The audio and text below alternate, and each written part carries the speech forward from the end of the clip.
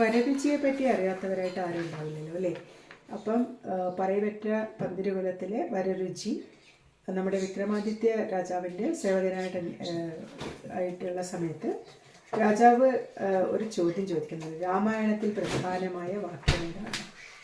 അപ്പോൾ രാമായണം വായിച്ചിട്ടുള്ള എല്ലാവർക്കും അറിയാം, സുമിത്ര ലക്ഷ്മണന് കൊടുക്കുന്ന ഉപദേശമാണ് ഏറ്റവും ശ്രേഷ്ഠമായിട്ട് തോന്നിയിട്ടുണ്ടാവുക എന്ന്. അപ്പം ഇവിടെയും വരരുചി പറയുന്നത് അതുതന്നെയാണ്. രാമം ദശരഥം വിദ്ധി മാം വിദ്ധി ജനകാത്മജ അയോധ്യാമടവീം വിദ്ധി ഗച്ഛതാത യഥാസുഖം. ഇതിൽ തന്നെ മാം വിദ്ധി ജനകാത്മജാം എന്നുള്ളതാണ് ഏറ്റവും ശ്രേഷ്ഠമായ വാക്യമെന്നാണ് പറയുന്നത്.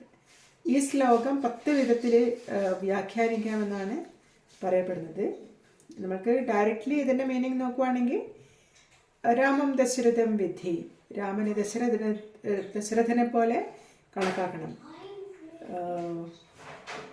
അതായത് ഇതിൻ്റെ ജ്യേഷ്ഠനായ രാമനെ അച്ഛനായ ദശരഥനെ പോലെ വിചാരിച്ചു കൊള്ളണം. ജനകാത്മജാം മാം വിദ്ധി, ജനകാത്മജയെ അതായത് സീതയെ അമ്മയെപ്പോലെ മാം വിദ്ധി, അമ്മയെപ്പോലെ വിചാരിച്ചു കൊള്ളണം. അടവിയും അയോധ്യാം വിദ്ധി, അടവി എന്ന് പറഞ്ഞാൽ കാട്, കാടിനെ അയോധ്യയെ പോലെ വിചാരിച്ചു കൊള്ളണം. യഥാ സുഖം ഗച്ഛ, അതായത് സുഖമാകും വണ്ണം ഗമിച്ചാലും കാട്ടിൽ പോയി സുഖമായി ജീവിക്കൂ എന്നാണ് ലക്ഷ്മണനെ സുമിത്ര ഉപദേശിക്കുന്നത്.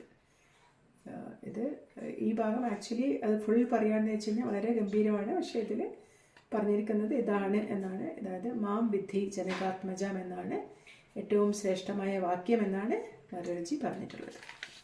Thank you.